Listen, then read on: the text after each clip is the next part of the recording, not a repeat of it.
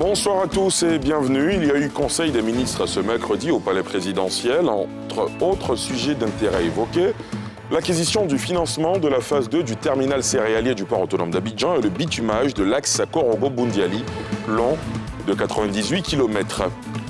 Le centre de nutrition Dominique Ouattara a été inauguré ce jour par la première dame de Côte d'Ivoire. Il a été installé au CNRAO, le Centre national d'oncologie médicale et de radiothérapie Alassane Ouattara de Cocody, construit par la Fondation CIFCA. L'infrastructure permettra d'améliorer le traitement des malades grâce à une alimentation plus soignée. Et puis à l'étranger, le procureur au procès historique du massacre du 28 septembre 2009 en Guinée a requis aujourd'hui la condamnation à la réclusion criminelle à perpétuité de l'ancien président Moussa Dadis Camara et de plusieurs autres responsables de l'époque.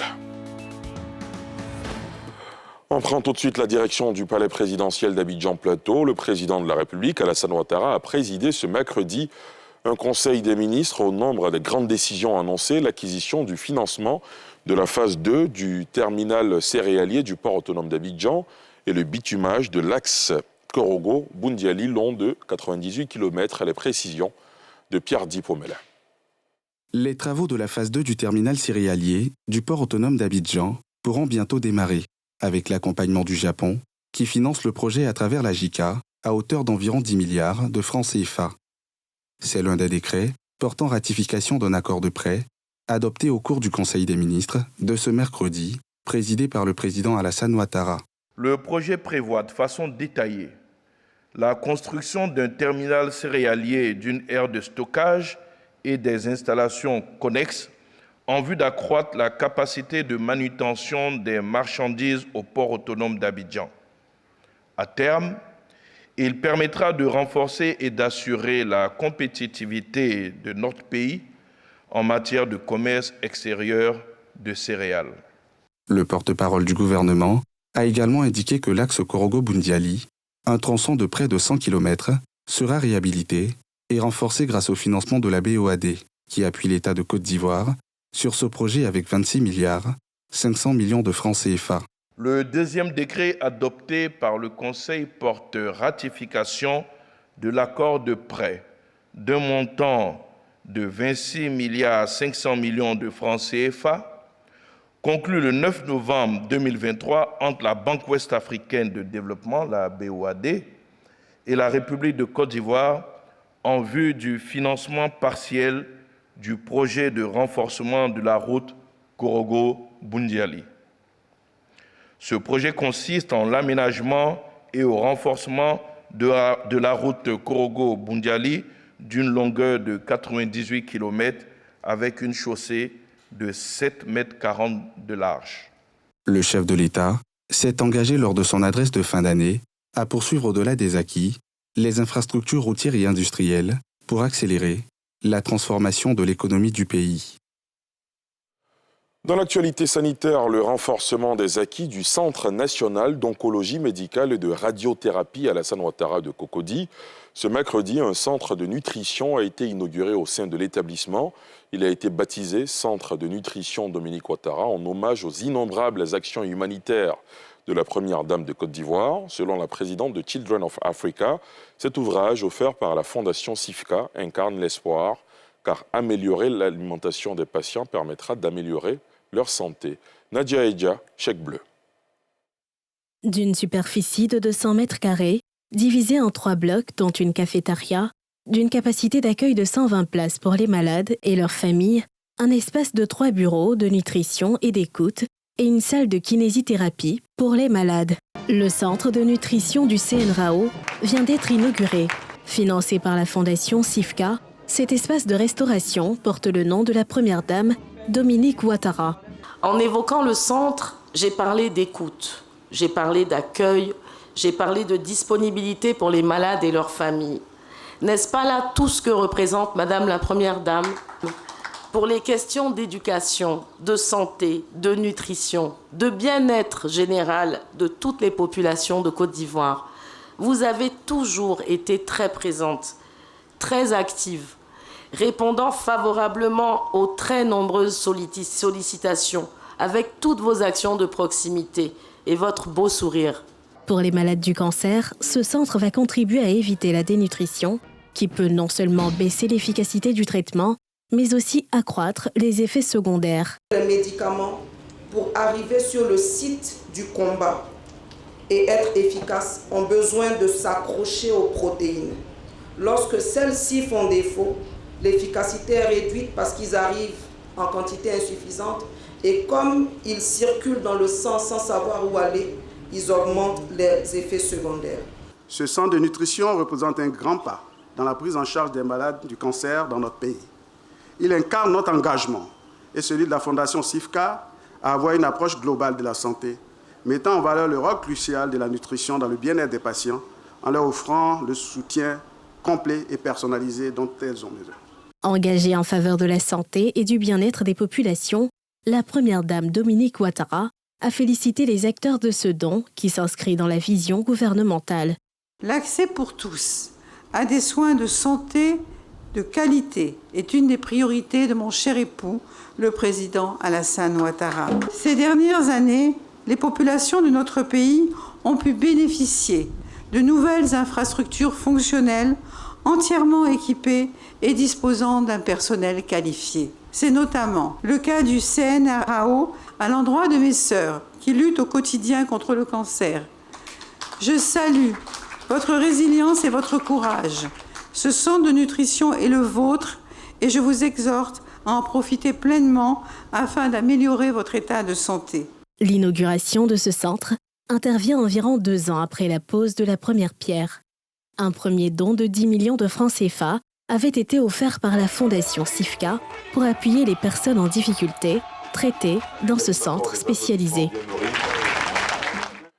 Décédé le 1er août 2023, l'ex-président ivoirien Henri Konan Bédié sera inhumé le samedi 1er juin prochain à Pépressou, son village. Avant cette étape ultime, les hommages à l'homme d'État ne s'arrêtent plus. Plusieurs personnalités anonymes se sont succédées depuis dimanche pour la présentation de condoléances à la famille éplorée. Tous saluent l'homme de paix, le serviteur de la nation, comme nous le montre Salif Yalekwe. Échec.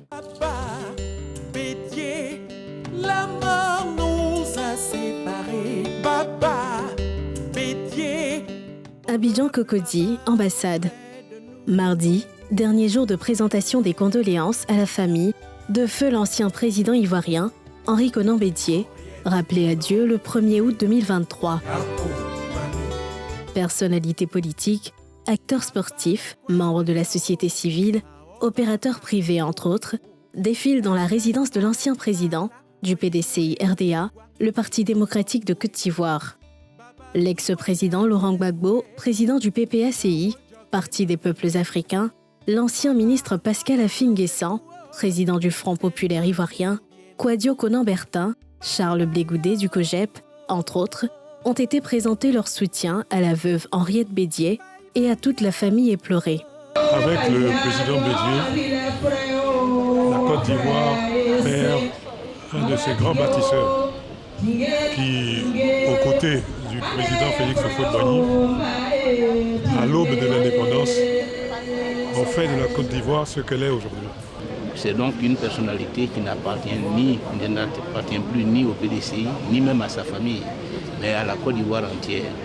Au moment donc où il nous quitte, c'est toute la Côte d'Ivoire qui doit se rassembler pour lui rendre un dernier hommage.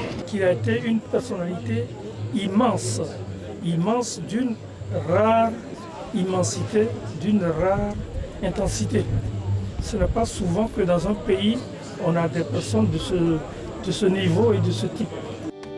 Bye bye, oh, oh, hey, hey, hey. Bye bye, oh, oh, oh. Face à la lourde charge que constitue cette disparition, certains en perdent le latin. J'ai retenu du président Henri Konan Bédié une formule bien sacrée. Les grandes douleurs sont muettes. Henri Konan Bédié était également un homme qui a œuvré pour la paix dans le pays. Un livre de condoléances a permis à tous ses visiteurs de laisser des mots de consolation à la famille face à cette douloureuse épreuve. Un hommage de la nation et des honneurs militaires seront rendus à la présidence de la République vendredi à l'illustre disparu avant une autre étape à l'Assemblée nationale, une institution qu'il a dirigée de 1980 à 1993. L'inhumation est prévue le samedi 1er juin 2024 à Pépressou, à Daoukro. Bye bye, Au chapitre des transports, la compagnie nationale Air Côte d'Ivoire vient de faire l'acquisition d'un nouvel avion qui porte à 10 le nombre d'avions de sa flotte. Il s'agit d'un Airbus A319 reçu sur le tarmac de l'aéroport Félix Houphouët-Boigny d'Abidjan. L'appareil a reçu son baptême d'eau en présence de Moussa Nikiema et Tanguy Konan. Aéroport international Félix Houphouët-Boigny d'Abidjan. Sur le tarmac, un Airbus A319 reçoit son baptême d'eau.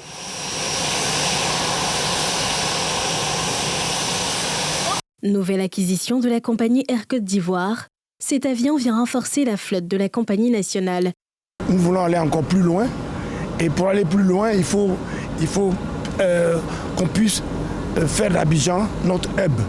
Et à ce titre-là, on a besoin donc des avions qui viendront renforcer la flotte, comme je l'ai dit. Cet avion, nous l'avons acquis avec une compagnie qui était en difficulté. Et comme par hasard, celui-là, il n'a que 7 ans. Donc vraiment, nous avons profité de l'occasion. Celui-là particulièrement, c'est le 319, un peu plus petit que le 320, mais plus adapté à notre marché. Parce que quand vous prenez un avion, le plus important, c'est pour servir une taille de marché et une distance à parcourir. Et puis, techniquement, c'est une très belle machine qui a déjà fait ses preuves dans la flotte actuelle. Pour le passager, ce qu'il faut, c'est la fiabilité et le confort à l'intérieur de la machine. Pour nous, pour notre réseau, pour ce que nous faisons, le 319 paraît le plus outillé. À bord de l'avion, l'équipage est impatient de recevoir les premiers passagers. Avec Axel, on a été à Johannesburg pour ramener l'avion sur Abidjan. Le vol s'est très bien passé. C'est un bel avion, on va dire. Il est très silencieux et c'est vraiment une dernière génération. Ça fait partie des toutes dernières séries. Donc c'est un très bon avion qui s'est très bien comporté. Et ça sort de grandes visites, donc c'est vraiment quasiment neuf. Et nous leur assurons comme d'habitude la fiabilité, la sécurité pendant le vol et de bons trajets.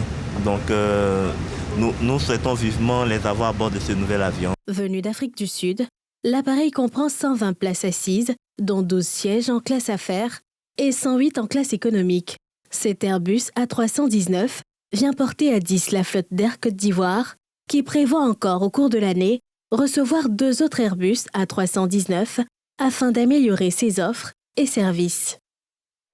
Les institutions de prévoyance sociale d'Afrique centrale et de l'Ouest sont réunies en Côte d'Ivoire pour 2 jours d'analyse technique portant sur la fraude et l'évasion fiscale en matière de sécurité sociale. La rencontre qui voit la participation d'une centaine d'experts venus de 24 pays a ouvert ses portes aujourd'hui au plateau en présence du ministre de l'Emploi et de la Protection sociale. On retrouve Moussa Nikiema et Fulgence Kissiedou. Durant 2 jours, ce sont des dizaines d'experts de l'Association internationale de la sécurité sociale qui sont réunis en Côte d'Ivoire dans le cadre d'un séminaire technique sur la fraude, la conformité et le recouvrement des cotisations sociales. Objectif : présenter les expériences en matière de lutte contre la fraude et l'évasion fiscale. La fraude nuit à la confiance de la société dans notre système de protection sociale et elle prive des ressources des personnes qui, de façon légitime, devraient en bénéficier. Nous partons déjà rassurés de ce que les discussions seront intenses, riches et fécondes en solutions pour permettre à nos institutions de protection sociale de lutter contre ces phénomènes. Ce sont environ 123 participants issus de plus de 24 pays d'Afrique de l'Ouest et centrale qui partagent l'expérience de leur pays. Quelles sont les méthodes qu'on peut utiliser pour diminuer, pour faire une diminution de la problématique des erreurs, d'évasion et de la fraude? Aujourd'hui et demain, on va faire une discussion concernant les erreurs, l'évasion et de la fraude. Mais la Côte d'Ivoire, elle montre tout un leadership concernant l'Afrique par rapport à plusieurs sujets de la sécurité sociale. Présent à l'ouverture du séminaire, le ministre en charge de la protection sociale est revenu sur l'importance de plancher sur ces différentes thématiques. Donc, faire réfléchir nos éminents experts sur comment faire pour que ces institutions de prévoyance sociale ne soient pas fragilisées par les erreurs, ne soient pas fragilisées par la fraude, ne soient pas fragilisées par l'inefficacité du recouvrement des cotisations sociales. Je pense que c'est être dans l'anticipation. Selon les organisateurs, ce séminaire constitue pour les institutions de prévoyance sociale une opportunité de partager leurs bonnes pratiques et outils, notamment en matière de formation à la gestion des risques, du rôle de la technologie, de l'entraide administrative avec les services de l'État et divers partenaires ou aux actions de communication. Je vous propose à présent de prendre la direction de Tiasalé, c'est à 123 km d'Abidjan. Sur place, l'une de nos équipes a découvert le riz local produit dans un bas-fond irrigué de 38 hectares, généralement exporté vers la capitale économique Abidjan, au point de ne pas profiter à la population locale. Comment ce riz made in Côte d'Ivoire est-il produit? Quelles sont ses différentes variétés et quelles difficultés rencontrent les acteurs de la riziculture dans ce grenier du pays? Nos envoyés spéciaux Thiemé Dandje et Chèque Bleu ont enquêté. Reportage. Tiasalé, commune de la région de l'Agnébi-Tiassa. La nuit ôte à peine son voile noir. Dans les rues, les premiers habitants sortis des bras de Morphée. Parmi eux, ce riziculteur, prêt à prendre la route du champ. Pour le moment, on dort peu, le temps de chemin va venir après. Son gagne-pain, à une dizaine de kilomètres du centre-ville, c'est ici dans ce bas-fond rizicole amélioré, d'une superficie de 35 hectares, aménagé avec des plants, prêts pour la récolte. Un délice pour la nuée d'oiseaux. En face, leur tient tête un commando de jeunes, armé de lance-pierres. Sur sa parcelle, déjà récoltée, celui qui est dans la filière riz depuis 20 ans prépare la prochaine saison, laquelle débute par le labour. À la manœuvre, un motoculteur loué à 60 000 francs CFA l'hectare. Sur le flanc gauche, du périmètre irrigué, subdivisé en plusieurs parcelles avec des canaux d'irrigation, de l'eau tirée depuis le fleuve Bandama, à l'aide de cette station de pompage fixe, un autre business, la vente de semences. Mes enfants vont à l'école. Dans la première année, j'ai payé 9 sacs de riz. J'ai trouvé que c'est coûteux. Donc depuis ce jour-là, j'ai commencé à faire du riz pour pouvoir scolariser mes enfants. Dans le magasin en face, sont entreposées différentes variétés de riz made in Tiasalé. Le riz luxe, c'est un riz de luxe. Ses grains sont minces, longs. Il y a d'autres qui aiment le riz luxe, il y a d'autres qui aiment le C26 et il y a d'autres qui aiment le sangaré. Mais le sangaré, c'est le riz aimé de tous. Ici, c'est le C26. Au nombre des variétés, le Sidiwan, cet autre riziculteur, un déscolarisé, en a fait sa spécialité. C'est une variété qui est spécifiquement pour les diabétiques. On dit qu'il y a moins d'amidon, donc c'est sur commande. Même ce qui est sur pied déjà, il y a une dame qui est venue commander. Il est puis encore blanc comme ça, mais au stade de la maturité, voilà comment c'est devenu. Ici, tous jurent avoir trouvé dans le riz la source de leur plein épanouissement. Quand je venais faire le riz, j'étais un célibataire. Grâce au riz, j'ai 3 enfants au riz. C'est grâce au riz, je peux parler au riz. Je fais tout avec l'argent du riz. Le riz m'a permis d'être indépendant. Le riz m'a apporté beaucoup parce que je suis rentré ici très jeune, sans foyer, sans enfant. Mais aujourd'hui, je suis père de famille de 6 enfants. À partir de ce riz-là, j'ai pu au moins les assister pour leur scolarité. Quoi qu'il en soit, le riz local de Tiasalé reste introuvable sur le marché. Une situation qui embarrasse le premier magistrat de la ville. La première souveraineté, c'est la souveraineté alimentaire. Et donc, comment on peut faire pour que localement, dans toute la Côte d'Ivoire, nous consommions ce que nous produisons? Eh bien, c'est une problématique qu'on va pouvoir traiter. Et donc, pour nous, aujourd'hui, la problématique, c'est de faire en sorte qu'il y ait une grande production et qu'elle soit suffisante pour Tiasalé avant d'être exportée. Mais aujourd'hui, ce sont des particuliers qui sont à Abidjan, qui commandent ce riz-là, aux producteurs spécialement, qui produisent et qui ramènent directement sur Abidjan. Et puis localement, on consomme ce qui est importé, ce qui est politiquement peu correct. Pour comprendre cette situation, cap est mis sur l'unité de transformation et de distribution du riz local. Seuls 2 sacs à décortiquer, telle est la tâche du jour du personnel de cette petite et moyenne entreprise qui ne tourne pas en cette période de fin de saison, à plein régime.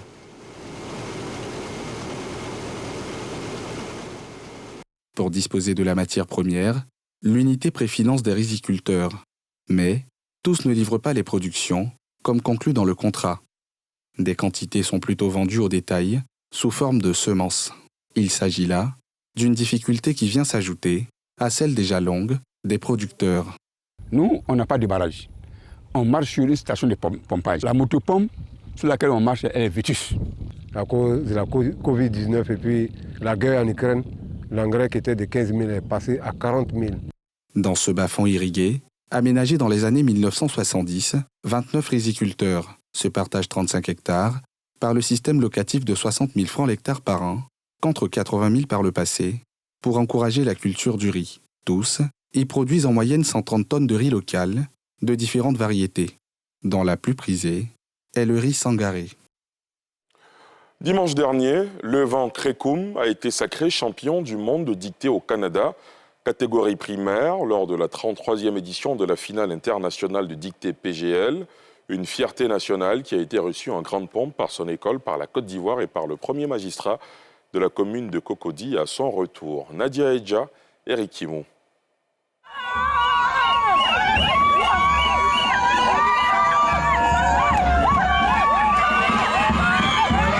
À son arrivée à l'école dans la matinée du mardi 21 mai, Lovan est reçu en grande pompe. Un accueil bien mérité pour ce champion du monde de dictée. Âgé à ce jour de 10 ans, Lovan a fait son entrée dans cette école à 2 ans et demi en toute petite section, avant de rejoindre la même année la petite section. On a compris qu'on avait fait le bon choix de le faire avancer parce que, on va dire, il se serait ennuyé même de rester en toute petite section. C'est un enfant qui a un esprit vif, qui est assez intelligent, et c'est un enfant sensible aussi. Quelques années plus tard, c'est en classe de CM2 qu'il est sélectionné pour prendre part à cette compétition internationale, d'où il a été classé champion du monde, catégorie primaire. J'ai soumis les enfants à une dictée. Les 5 meilleurs ont été sélectionnés. C'est un enfant qui est excellent, qui travaille bien, et ses résultats nous disent, témoignent de son travail. Et sa plus faible note au cours de cette année a été 18. Je suis contente, je suis fière, c'est vraiment quelque chose de... Je ne vois pas une victoire seulement de Lovan, je vois une victoire de tout le petit royaume, quoi. On est en train de partir et c'est un seul de nos enfants qui nous propulse, quoi. Moi, je vais dire ça comme ça. Donc, c'est vraiment une grande joie. Reçu ce mercredi 22 mai par la municipalité de Cocody, Lovan est revenu sur ses sentiments après cette victoire. Je fais beaucoup de lectures. Je fais aussi des dictées sur différents sites et je travaille avec ardeur, acharnement et avec la volonté. Je veux dédier ce prix à mes parents qui m'ont toujours accompagnée et à ma grande sœur qui, 2 ans plus tôt, avait participé à la dictée PGL. Elle avait terminé 5e à la finale nationale et je lui avais dit que j'allais la venger et promesse tenue. Candidat à la session 2024 du CEPE, certificat d'études primaires élémentaires, le jeune Lovan a pour ambition de devenir directeur de l'Organisation mondiale de la santé. À l'étranger, le procureur au procès historique du massacre du 28 septembre 2009 en Guinée a requis aujourd'hui la condamnation à la réclusion criminelle à perpétuité de l'ancien président Moussa Dadis Camara et de plusieurs autres responsables de l'époque impliqués dans ces exactions contre des Guinéens rassemblés en protestation dans un stade contre le régime de la transition. On fait le point avec Pierre Dipomela. Le substitut du procureur Abdoulaye Babadi Camara a d'abord appelé la litanie de faits retenus contre les 11 hommes. Assassinat, viol, actes de torture, coups et blessures volontaires, séquestration, incendie volontaire ou encore pillage, avant qu'il ne soit requis à la condamnation à la réclusion criminelle à perpétuité contre l'ancien chef d'État, le chef de la transition militaire, Moussa Dadis Camara. Avec lui, 10 de ses compagnons. C'est l'une des pages les plus sombres de l'histoire moderne de la Guinée. Le représentant du ministère public qui a suscité une indignation nationale et internationale. Le magistrat Gassimou Diallo a demandé devant le tribunal que la peine soit assortie d'une période de sûreté de 30 ans. Il a réclamé que les faits soient requalifiés en crimes contre l'humanité par meurtre, assassinat, torture, séquestration et viol. Au moins 156 personnes ont été tuées par balle, au couteau, à la machette ou à la baïonnette, des centaines de blessés et au moins 109 femmes violées, selon le rapport d'une commission d'enquête internationale mandaté par l'ONU. Et c'est ici que s'arrête ce journal préparé par l'ensemble de la rédaction. Merci de l'avoir suivi. Je vous souhaite de passer une excellente soirée sur la nouvelle chaîne ivoirienne.